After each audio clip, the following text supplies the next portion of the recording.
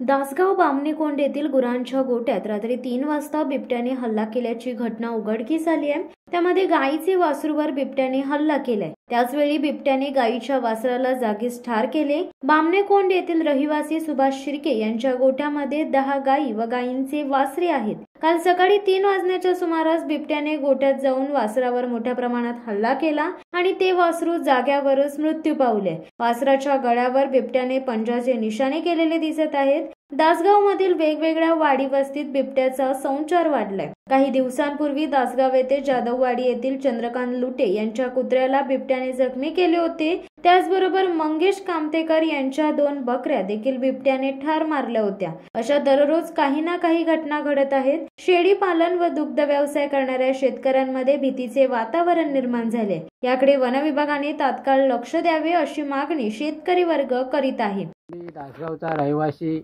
आहे सुभाष नथुराम शिर्के। माझ्या वाड्यातील 10 गायी आहेत।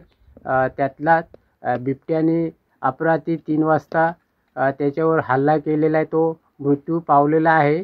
तरी पण माझ्या मृत्यू पावलेल्या वासराची भरपाई मिळावी एवढीच माझी नम्र विनंती।